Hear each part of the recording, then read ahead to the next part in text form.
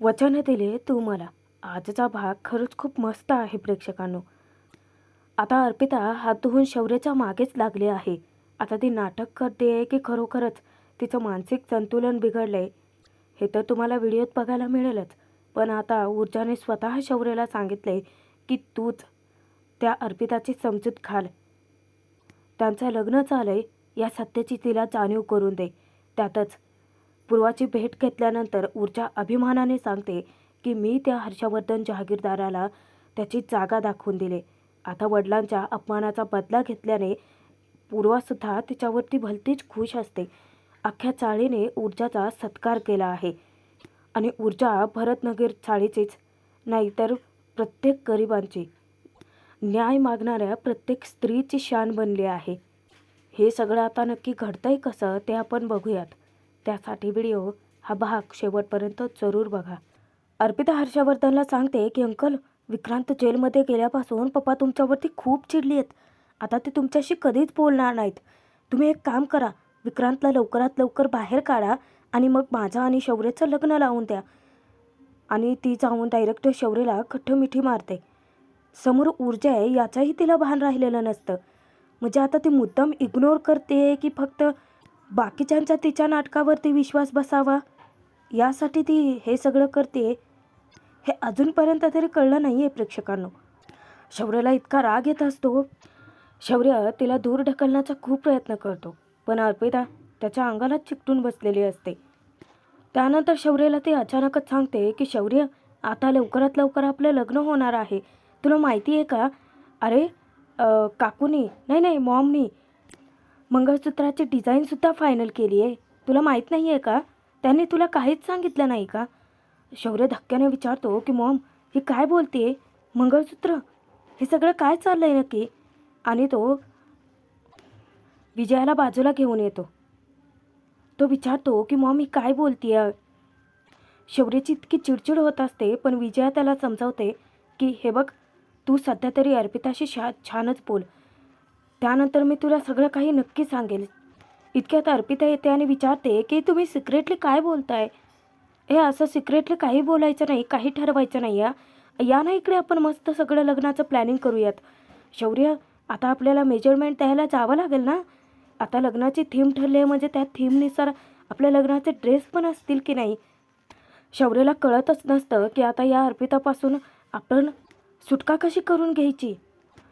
आता ती शौर्याला सोडायलाच तयार नाही आहे म्हटल्यानंतर हर्षवर्धन स्वतःच विजयाला सांगतो की विजया, अर्पिताला काय हवं नको ते बघ एकदा. आम्हाला कोर्टात जायचं आहे की नाही. तेव्हा विजया अर्पिताला समजावते की हे बघ अर्पिता, अगं शौर्याला कोर्टात जायचं आहे की नाही. शौर्य कोर्टात गेला, हे कोर्टात गेले तरच ते विक्रांतच्या केसवरती काम करू शकतात की नाही, तरच ते विक्रांतला सोडवून आणतील की नाही. त्यावर अर्पिता फक्त मान डोलावते. हां, मग त्यांना जाऊ देता. अर्पिता शौर्याला सांगते की शौर्य, तू जा कोर्टात. ती शौर्याला विचारते की पण मग आपण उरलेलं लग्नाचं शॉपिंग कधी करायचं? तुला माहिती आहे का, अर्धाहून जास्त शॉपिंग करून मी तर ऑलरेडी अर्धं काम सगळं करून ठेवलं आहे. मग आपण आता पुढची शॉपिंग कधी करायची? शौर्य आता शांतपणे तिच्याशी बोलण्याचा प्रयत्न करतो की अर्पिता, मला कोर्टात कामं आहेत, जाऊ देत मला. आणि तो ऊर्जाला त्याच्यासोबत चालायला सांगतो. हर्षवर्धन, आदित्य, शौर्य आता पुढे निघून जातात आणि अर्पिता आपली ओढणी जी आहे ती अशी नवरीसारखी आपल्या डोक्यावरती घेते. म्हणजे अर्पिताला या सगळ्याचा मानसिक धक्का बसलाय हे एव्हाना ऊर्जाला नक्कीच उमगलं असणार आहे. आता कोर्टात गेल्यानंतर शौर्य ऊर्जाशी बोलत असतो पण ऊर्जा अजूनही अर्पिताच्याच विचारात हरवलेली असते. शौर्य तिला एका कामासंदर्भात सांगत असतो की मी त्या लोकांना सांगितलं होतं की त्या प्लॉटवरती बोर्ड लावा, पण ती लोकं ऐकायलाच तयार नाही आहेत. मी ना आता डॅडला सांगणारच आहे की हे असली सिव्हिलची कामं आहेत ना ती मला सोपवतच जाऊ नका, ते आदित्य दादाला द्या. शौर्य एकटाच बडबडतोय, ऊर्जाचं लक्षच नाही आहे. शौर्य विचारतो की काय झालं ऊर्जा, कसला विचार करतेयस? त्यावर ऊर्जा सांगते की आज सकाळी आपण घरून निघण्यापूर्वी जे काही झालं त्या संदर्भात. शौर्य म्हणतो की हां, अर्पिता जरा अतिच करत होती. तेव्हा ऊर्जाला तिच्यावरती आंधळा विश्वास बसलाय. उलट शौर्यला ती स्वतः सांगते की नाही, जे काही घडलं त्याचा अर्पिताला खूप मोठा धक्का बसलाय. शौर्य, तू बघितलंस ना की आज ती थेट तुझ्या वडिलांशी येऊन बोलत होती. त्यावर शौर्य म्हणतो की हां, ते वागणं जरा चुकलंच आहे तिचं. मग ऊर्जा त्याला सांगते की हे बघ, मग ती चुकीचं वागते याची जाणीव तू करून दे तिला. त्यावर शौर्य विचारतो की पण मी का? ऊर्जा त्याला सांगते की हे बघ शौर्य, तिचं मानसिक संतुलन काही ठीक नाही आहे. ती चुकीचं वागतीये याची जाणीव फक्त तूच करून देऊ शकतोस तिला. शौर्य आता वैतागतो आणि विचारतो की ऊर्जा, अगं पण माझी काय गरज आहे सांग बरं. दुसरं कोणीही तिला समजावू शकतं की नाही. तिचे आई वडील आहेत, ते तिला समजावू शकतात. पण ऊर्जा सांगते की हे बघ शौर्य, ती आत्ता कोणाचंही ऐकण्याच्या मनस्थितीत नाही आहे. ती फक्त आता तुझंच ऐकू शकते. तेव्हा शौर्य उलट ऊर्जालाच समजावतो की हे बघ ऊर्जा, हे अत्यंत चुकीचं आहे. मीच काय, तिला कोणीही दुसऱ्यांनी जरी समजावलं ना तरीही ती कोणाचंच ऐकणार नाही, अगदी माझंसुद्धा नाही. जर मी तिच्याशी बोलायला गेलो तर तिच्या मनात उगाचच आमच्या लग्नाबद्दल खोटी आशा निर्माण होईल आणि मला तिला खोटी आशा दाखवायची नाही आहे. ऊर्जा शौर्याला सांगते की हे बघ, मी तुला तिला खोटी आशा दाखव असं सांगतच नाही आहे. आता कोणीही तिला समजावायला गेलं तरी ती कोणाचंच ऐकण्याच्या मनस्थितीत नाही आहे. मी फक्त एवढंच सांगते की आपलं लग्न झालं आहे याची जाणीव तू तिला करून द्यावीस. इकडे अर्पिता इतकी अधाशासारखी ती ज्यूस पित असते ना की अर्ध तरी ते सगळं अंगावरतीच सांडत असतं. आणि ते पाहिल्यानंतर आजी विजया दिव्याला सर्वात मोठा धक्का बसलेला असतो अर्पिताचं हे वागणं पाहून. इतकं किळसवाणं वागत असते ना ते. विजया तिला समजावते की अर्पिता, तुला अजून ज्यूस हवा आहे का? जरा हळू पी ना. अर्पिता तिला सांगते की नाही काकू, अहो मी तर शुगर पूर्णपणे बंदच केली आहे, मला आणखी काही नको आहे. पण तिची अवस्था पाहिल्यानंतर आजीला इतकं ते किळसवाणी वाटतं की आजी विजयाला बाजूला घेऊन येते. तिला ती सांगते की हे बघ विजया, मला असं वाटतं बहुतेक हिच्या घरी कोणाला काहीच न सांगता इथे आले. तू मला तिच्या आईला फोन लावून दे, मी बोलेन तिच्याशी. पण विजया आता विचार करते की विक्रांत जेलमध्ये गेला आहे, तिथे घरात सगळेजण अपसेट असतीलच की. पण आजी सांगते की तू फोन तरी लावून दे, मी बोलेन त्यांच्याशी. त्या दोघीही रूममध्ये जातात. आता दिव्या बसते. दिव्या स्वतःच्या साडीने तिचं तोंड पुसणार. ती पटकन तिचीच ओढणी घेते आणि तिचं तोंड पुसून विचारते की अर्पिता कशी आहेस तू? अर्पिता हसत सांगते की मस्त. दिव्या तिला आता संशयाने विचारते की अर्पिता, नाही म्हणजे तू खरंच असं वागतेस की नाटक करतेस का? त्यावर आता अर्पिताची रिॲक्शन बघण्यालायक असते. आणि त्याच्यातून एक गोष्ट तरी लक्षात येते की नक्कीच नाटक करते. इकडे शौर्य मात्र खूपच वैतागलेला असतो. ऊर्जाला तो सांगतो की मला तुझं काही पटतच नाही आहे. पण ऊर्जा आता त्याची छान समजूत घालते की हे बघ शौर्य, अर्पिता अजूनही डिनायलमध्ये, म्हणजे तिच्या मनात तिने हे सत्य स्वीकारलं आहे की तुझ्या आयुष्यात माझं काहीही स्थान नाही आहे. तू बघितलंस ना की मी तिच्यासमोर होते, पण ती अशी वागत होती तुझ्यासोबत की जसं काही तिला बाकीचं काही बघायचंच नाही आहे. आणि ती जर सतत अशी वागत राहिली ना शौर्य, तर तिच्यासाठी खरंच खूप डेंजरस होऊ शकतं हे. मनाच्या कोपऱ्यात कुठेतरी एका कप्प्यात तिला याची जाणीव आहे, हे माहिती आहे की तुझं आणि माझं लग्न झालं आहे शौर्य, पण ते सत्य तिला स्वीकारायचं नाही आहे. यालाच म्हणतात की वास्तवाला नाकारत राहणं आणि आपल्याच भावविश्वात, आपल्याच कल्पनेत रमत राहणं. आणि जर अर्पिता अशीच या सगळ्यामध्ये रमत राहिली ना शौर्य, तर तिच्यासाठी खरंच खूप डेंजरस होऊ शकतं. त्या सगळ्यातून ती परत कधी बाहेर पडेल याचीही शक्यता सांगता येत नाही. म्हणून वेळ आहे तोपर्यंतच तिला सत्याची जाणीव करून द्यावी लागेल. शेवटी आता शौर्य स्वीकारतो की ठीक आहे ऊर्जा, तू इन्सिस्ट करते म्हणूनच मी तिच्याशी बोलेन. अर्पिता ऊर्जा खूपच खुश होते. त्यानंतर शौर्य तिला विचारतो की तू आज चाळीत जाणार आहेस ना? ऊर्जा म्हणते की जाणार आहे म्हणजे? अरे जाणारच आहे आज, पण तूही येतोयस ना? शौर्य सांगतो की नाही नाही म्हणजे अगं मला डॅडने ना मला काही कमानिया बिल्डर्सची महत्त्वाची कामं दिली आहेत, ती लाईनअप करायची आहेत. त्यानंतर मी तुला येऊन भेटतो. ऊर्जा सांगते की अरे मग आपण एकत्रच निघूयात.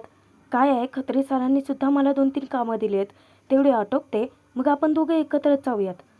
शौर्य तिला सांगतो की नाही ऊर्जा, अगं म्हणजे तू पुढे हो, मला थोडा उशीर होणार आहे.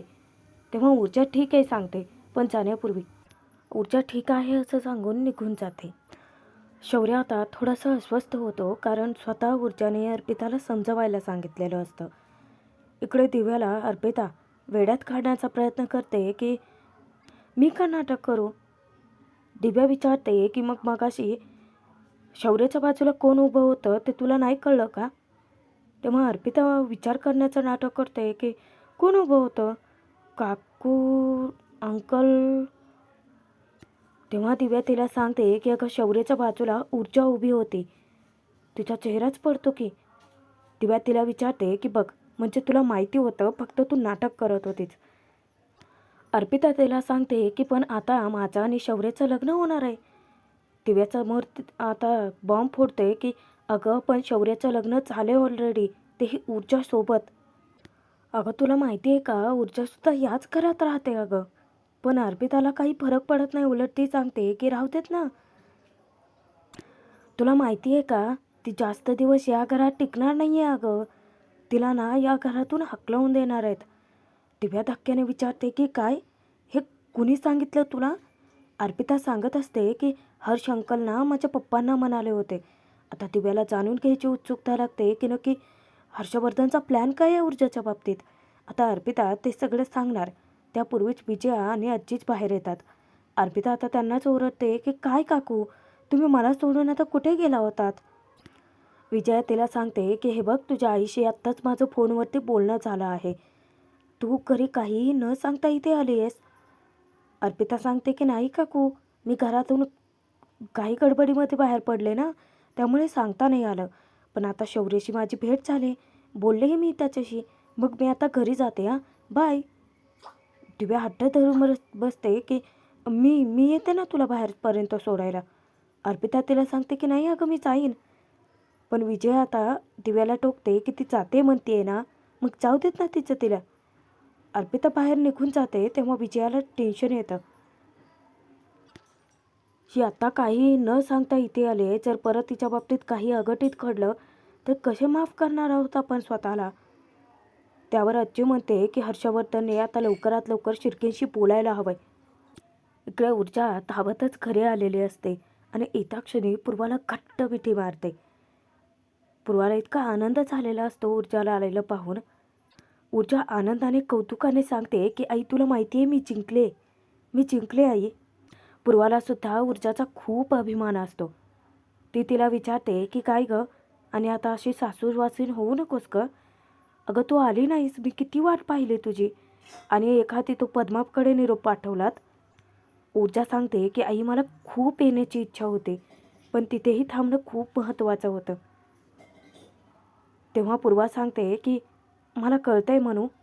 त्यानंतर ती यशवंतच्या फोटोकडे ऊर्जाला घेऊन येते आणि अभिमानाने सांगते की तुम्ही पाहताय ना, आज तुमच्या लेकीने ऊर्जाने त्याच कोर्टामध्ये तुमचा मान राखलाय, तुमची आब राखली. दोघींच्याही डोळ्यामध्ये आनंदाश्रू दाटून आलेले असतात. ऊर्जा तिच्या बाबांच्या फोटोशी बोलत सांगते की बाबा जिंकलो आपण. ती इतकी उत्साहाने सांगत असते की ज्या कोर्टात तुमचा अपमान झाला होता, ज्या कोर्टात तुम्ही हरला होतात, त्याच कोर्टात आज तो माणूस हरलाय, त्याच कोर्टात आज त्याचाही अपमान झालाय. ऊर्जा खूपच हळवी होते. पुढे ती सांगते की बाबा तुम्ही सांगत होतात ना की नेहमी सत्य जिंकतं बाळा, सत्याची कास कधी सोडायचे नाही. आज खऱ्या अर्थाने सत्य जिंकलं बाबा आणि असत्याचा पराभव झालाय. हे फक्त तुमच्या शिकवणीमुळे झालं आहे. आज मी त्या हर्षवर्धन जहागीरदाराला त्याची जागा दाखवून दिली बाबा, असं सांगते ती अभिमानाने. त्यानंतर पूर्वाला ती कौतुकाने सांगते की आई, जेव्हा केस जिंकलो ना आपण, त्यावेळेला क्षणभरासाठी मी तिथे नव्हतेच अगं. म्हणजे मला असं वाटत होतं की बाबा मला बघतायत, अभिमानाने बघतायत. जेव्हा त्या लोकांनी माझ्यासाठी टाळ्या वाजवल्यात नाही, मला असं वाटलं की त्या टाळ्या माझ्या बाबांसाठी आहेत.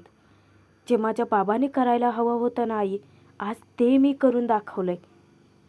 आज मी त्या हर्षवर्धन जहागीरदाराला त्याची जागा दाखवून दिली आई. अभिमानाने सांगत असते ऊर्जा. तेव्हा पूर्वाला एका गोष्टीची नाराजी असते, खंत असते की म्हणू खरं तर मी तिथे तुला जिंकताना बघताना असायला हवे होते बाळा. तेव्हा ऊर्जा सांगते की खरंच तू तिथे असायला हवीच होती आई. त्यावर आता केस जिंकल्यानंतर हर्षवर्धन खरंच चवताळा असू शकतो. त्याचा स्वभाव हा पूर्वाला माहिती आहे. म्हणूनच ऊर्जाकडे ती चौकशी करते की या केसनंतर खरी काही. तेव्हा ऊर्जा सांगून टाकते की या केसचं पहिलं हिअरिंग झालं नाही त्यावेळेला त्या हर्षवर्धन जहागीरदाराने मला ही केस सेटल करायला सांगितली होती. ऐकूनच पूर्वाला मोठा धक्का बसतो. आणि प्रेक्षकांनो भाग इथेचा संपतोय. पुढील भागात आपण बघणार आहोत. आता सर्वच जण साळकर इथे ते एकत्रित जमलेले असतात. शौर्यसुद्धा पोहोचलेला असतो. स्वतः तळवे काकू ऊर्जाच्या काळात हार घालून तिला एक छान असं सरप्राईज गिफ्ट देतात आणि तिचं कौतुक करतात की तू आज फक्त केस जिंकलेली नाही आहेस तर आम्हा सगळ्यांचं मन जिंकलं आहे. भारतनगर चाळीची शान कोण ऊर्जाताई ऊर्जाताई असं करत सगळेच जण नारा लावतात तिथे आणि सर्वच जण आनंदाने नाचत असतात. आणि ऊर्जाला मनातून इतका अभिमान वाटत असतो. प्रेक्षकांनो आता पुढे नक्की काय काय घडत राहतंय. शौर्य ऊर्जाच्या सांगण्यावरून अर्पिताला कसं समजावतोय ते सगळं आपण पाहणार आहोतच. त्यासाठी आत्ताच सबस्क्राईब करून ठेवा जेणेकरून पुढचे भाग तुम्हाला मिळतील.